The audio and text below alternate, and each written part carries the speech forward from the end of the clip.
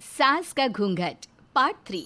अब तक हमने देखा कि देविका की हालत बहुत नाजुक है, लेकिन घर के आदमी उसे डॉक्टर के पास नहीं जाने दे रहे और जोगिंदर ने घर के मेन गेट पर बहुत बड़ा ताला लगा दिया है। लेकिन देविका की सास विमला पहली बार घूंघट उठाकर समाज के बनाए नियम का उल्लंघन करती है और देविका की जान बचाने की कोशिश में जुट जाती है। मैं भी देखती हूँ मेरी बहू को डॉक्टर के पास जाने से कौन रोकता है। देखो सचिन के बापू, दरवाजे की चाबी दे दो मुझे। तुम्हारा दिमाग ठिकाने पर है, पहले सर पर पल्लू रखो और अंदर जाओ। आज तक मैंने आपका हर गलत फैसला सर झुकाकर स्वीकार कर लिया, लेकिन आज मैं आपकी एक बात नहीं सुनूंगी। मुझे मेरी बहू की किसी भी कीमत पर जान बचानी है। मुझे चाबी दे दीजिए। पिताजी, माँ ठीक बोल रही है, चाबी दे दीजिए ना, नहीं तो देविका नहीं बचेगी। देविका मरती है तो मर जाए, लेकिन यह दरवाजा नहीं खुलेगा। तुम सारी औरतों को इस देविका नाम की बीमारी ने पागल कर दिया है और इस बीमारी का अच्छी तरह से इलाज करना आता है मुझे। वीना बेटी, सुजाता बहू, जाओ अंदर से देविका को लेकर आओ। विमला ये बोलकर अपने पति के हाथ से चाबी छीन लेती है। तभी महेंद्र विमला का हाथ पकड़कर चाबी विमला से छीन लेता है। भाभी, घर के मर्दों से टक्कर लेकर आप अच्छा नहीं कर रही हो। ये इस घर के संस्कार नहीं है। महेंद्र की बात सुनकर कम्मू अपने पति के हाथ से चाबी छीनकर कहती है, इस घर के संस्कार क्या है हम अच्छी तरह से जान गए हैं। आज इस घर का दरवाजा खुलकर रहेगा और देविका डॉक्टर के पास जाकर रहेगी। भाभी, ये लो दरवाजा खोलो। विमला ताला खोल देती है। तभी वीना और सुजाता देविका को लेकर आ जाती हैं। घर की सारी औरतें देविका को लेकर घर से जा रही होती है कि तभी सुजाता का पति मोहन उससे कहता है, सुजाता, तुम देविका को लेकर इस घर से निकल तो रही हो, लेकिन याद रखना, अगर तुमने एक कदम भी बाहर निकाला तो वापस इस घर में मत आना। मैं देविका के साथ अस्पताल भी जाऊंगी और वापस इस घर में भी आऊंगी। देखती हूँ कौन रोकता है मुझे। देखता हूँ कैसे इस घर के अंदर कदम रखती हो और कौन तुम्हारी मदद करता है। कानून मेरी मदद करेगा और कारट के दरवाजे हर नागरिक के लिए खुले हैं।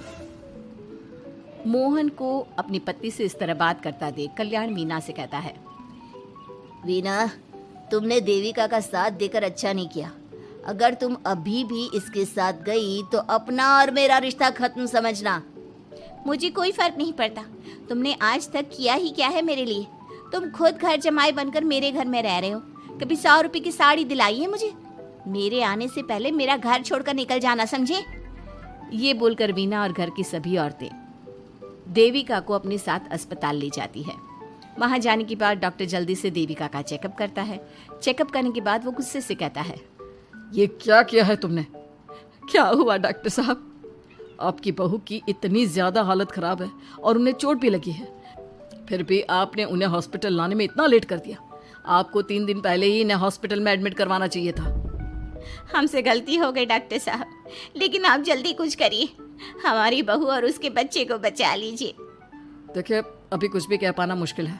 हम माँ और बच्चे में से किसी एक को ही बचा सकते हैं। आप सोच लो किसे बचाना है। डॉक्टर साहब, आप देविका को बचाइए, उससे कुछ नहीं होना चाहिए।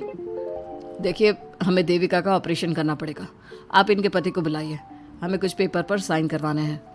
डॉक्टर की बात सुनकर सभी औरतें सोच में पड़ जाती हैं। तभी वीना कहती है, डॉक्टर साहब, इनके पति नहीं आ सकते। ये इनकी सास है विमला देवी, आप इनसे साइन करवा लीजिए। लेकिन पेशेंट की हालत इतनी नाजुक है, इनके पति है कहाँ? वो अपने आदमी होने का धर्म निभा रहा है। पति धर्म के बारे में उसे कुछ नहीं पता। डॉक्टर साहब, वो नहीं आएगा। क्या क्या करना है आप मुझे बताइए। थोड़ी देर बाद डॉक्टर देविका का ऑपरेशन शुरू कर देते हैं। जब वो ऑपरेशन थिएटर से बाहर आते हैं तो कहते हैं, आप लोगों की किस्मत अच्छी है, देविका भी सुरक्षित है और उसका बच्चा भी। डॉक्टर, बेटा हुआ है या बेटी? बेटा हुआ है। सब लोग बहुत खुश होते हैं। कुछ दिन तक देविका उसी हॉस्पिटल में रहती है और उसके ससुराल की औरतों ने उसका बहुत ध्यान भी रखा। अब देविका कुछ हद तक ठीक हो गई। डॉक्टर ने देविका को घर जाने की इजाज़त दे दी, लेकिन सभी सोच में पड़ गए। हम भाभी को घर ले तो जाएं, लेकिन माँ, आपको घर का माहौल पता है ना। देविका भाभी अभी पूरी तरह से ठीक नहीं हुई। भाभी वहाँ आराम नहीं कर पाएंगी और पता नहीं घर के सारे आदमी हमारे साथ क्या करेंगे। माँ, क्या हम डॉक्टर से बात करके देविका को थोड़े दिन और यहाँ नहीं रख सकते? जब वो पूरी तरह से ठीक हो जाएगी तो उसे यहाँ से ले जाएंगे। ये बात सुनकर विमला सोच में पड़ जाती है।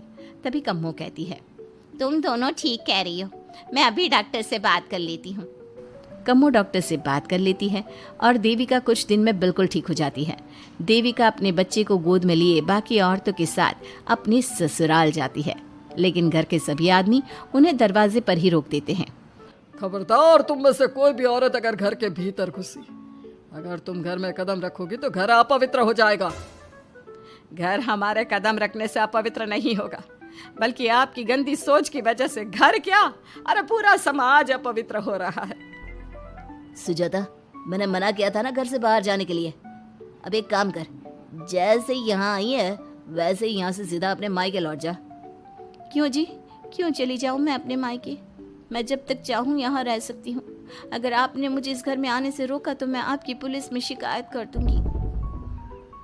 वीना, इन सब की तरह तुम्हारा भी दिमाग खराब हो गया है। अब मैं तुम्हें बिल्कुल बर्दाश्त नहीं करूंगा। तुम्हें ऐसी सजा दूंगा कि तुम याद रखोगी। सजा बाद में देना, पहले मेरे घर से बाहर निकलो। खुद पूरी जिंदगी में एक घर नहीं खरीद पाए और मुझे सबक सिखाने की बात बोल रहे हो। देखो वीना, तुम इस घर की बेटी जरूर हो, लेकिन कल्याण इस घर में ही रहेगा। उसने बहुत कुछ किया है इस घर के लिए, लेकिन तुम अब यहाँ नहीं रह सकती। क्यों नहीं रह सकती? इस घर पर मेरा उतना ही हक है जितना सचिन का। देश के कानून ने मुझे ये हक दिया है। अगर मैं चाहूँ तो कोर्ट का सहारा लेकर इस जायदाद का आधा हिस्सा ले सकती हूँ। और हाँ कल्याण, तुमसे तलाक भी ले सकती हूँ। वीना, देविका के साथ रह रहकर तुम्हारा दिमाग भी खराब हो गया है।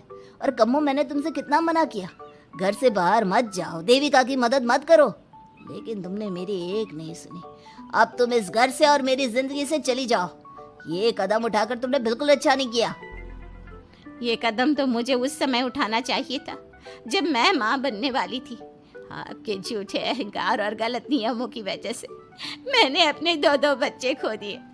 अगर उस समय मैं दाई अम्मा से इलाज ना कराती और हॉस्पिटल चली जाती तो सचिन के बराबर मेरे भी 2 बेटे होते। सभी पति इस बात पर अड़े हुए थे कि वो अपनी अपनी पत्नियों को घर के अंदर नहीं आने देंगे। देविका बहुत देर तक सबकी बातें सुनती रही। फिर उसने अपने पति से कहा, सचिन, तुम्हारे घर के आदमियों की बात तो मैंने सुन ली, अब तुम बताओ तुम्हारा क्या फैसला है? देविका, मुझे माफ कर दो, मैं तुम्हारे लिए कुछ नहीं कर सकता, मैं मजबूर हूँ। मुझे पता था सचिन, तुम्हारा यही जवाब होगा। मुझे अपने आप पर हैरानी है कि मैंने बिना रीढ़ की हड्डी वाले आदमी से प्यार ही क्यों किया, शादी क्यों की। अब मैं आप सबसे बस आखिरी बार पूछ रही हूँ, तुम हमें अंदर आने दे रहे हो या नहीं, या मैं पुलिस को फोन करूँ? देविका, आज तक हमारे गांव में पुलिस ने कभी कदम नहीं रखा और तू हमारे घर के दरवाजे पर पुलिस को लेकर आएगी? तेरी हिम्मत कैसे हुई ये बात करने की? आज तक इन औरतों ने घर से बाहर कदम नहीं निकाला था और 2-4 दिन में तूने इन सबको इनके अधिकार भी याद करा दिए। अब तो तुम बिल्कुल इस घर में नहीं आ सकते। घर की औरतें घर के बाहर खड़ी थी और घर के आदमी घर के दरवाजे पर। उनकी लड़ाई देखकर पूरा गांव इकट्ठा हो गया। देविका को अस्पताल पहुंचाकर घर की औरतों ने काम तो अच्छा किया। इस काम से देविका और उसके बच्चे की जान भी बच गई, लेकिन इनकी जान बचाने की कीमत घर की औरतों को कैसे चुकानी होगी, इसके लिए आपको आने वाला एपिसोड देखना होगा। और हमारे प्यारे दर्शकों, हमें कमेंट करके ज़रूर बताइए कि देविका के साथ बाकी औरतों को क्या करना चाहिए। क्या उन्हें घर के अंदर जाने के लिए संघर्ष करना चाहिए या फिर वो घर छोड़कर चले जाना चाहिए?